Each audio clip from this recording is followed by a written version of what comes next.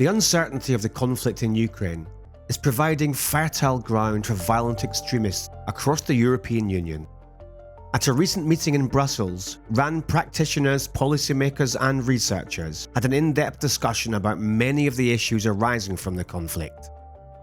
Violent extremists try to expand their pool of followers as much as possible for obvious reasons. It's also about potentially, I would call it inspiration to support Russia. I think it's important to understand that these narratives do not evolve in a single space.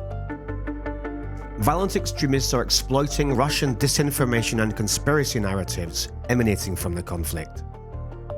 So the war against Ukraine has allowed them to keep on the top of the media cycle. We have another very important geopolitical event to spread this information about, for example, to advance their extremist agendas. There's a multitude of narratives that go from discrediting European governments, but also in terms of potentially recruitment and propaganda, undermining democracies, undermining trust, creating uncertainty. So that would be more at, I would say, the more global level. When you go down, further down into the more problematic space of extremism, then you're looking potentially also at narratives that can facilitate mobilization, inspiration, recruitment. To make people more doubts about the governments, about the EU, about the NATO, and their allies in general. So they have capitalized, I think, on this occasion exactly as it happened during the COVID-19 pandemic context, in my view. Violent extremists are using Russian disinformation and conspiracy narratives to target new audiences and new recruits. I think it's important to understand, depending on the type of narratives, you'll be looking at different types of audiences. So if you're looking at more global narratives, it could be particular communities, particular member states that perhaps are more fragile. We are witnessing that ordinary citizens, people with no previous ties to violent extremist groups, are encouraged to take part in these extremist narratives, or to take part into the conflict, or to, be recruited by extremist groups of different colors, of different persuasions. One of the links that I would do between the narratives and the undermining of our European democracies and our values that you find in most of the Russian propaganda narratives is echoing in some places, because what we are seeing now also across Europe is that the level of public trust has been eroded, and it hasn't been this low in a very long time. Further challenges have arisen, with some mainstream media adopting many of the conspiracy narratives surrounding the war.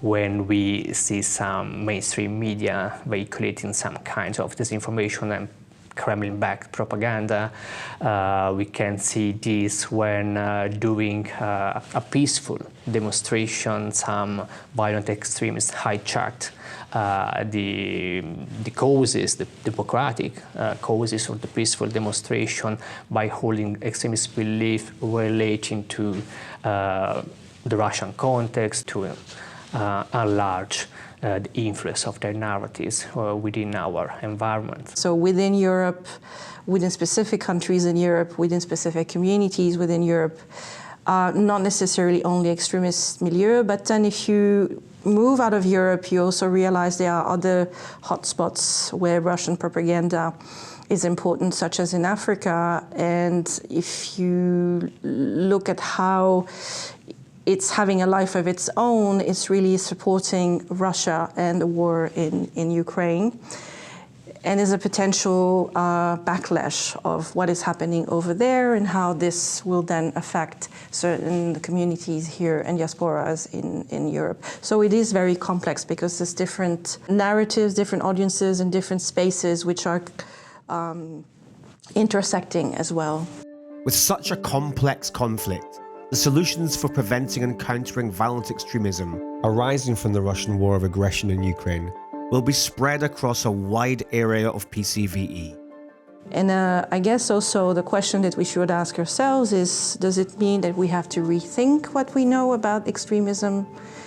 Do we have to rethink what we know in terms of radicalization when we're looking at specific conflicts? And also how the strategic communications of states, function around those particular conflicts. In my view, it's very important to, as I said before, to act proactively and to be sure that also the information sharing between different member states is properly working. And we need for sure to have a multi-agency approach on different levels in society. It's really important that we start building and rebuilding trust through public communications and clear public communications, both at the national level and at the local level, to address these types of narratives. We have tools that we have at our disposals. It may be from different fields, but we actually are equipped to address this issue.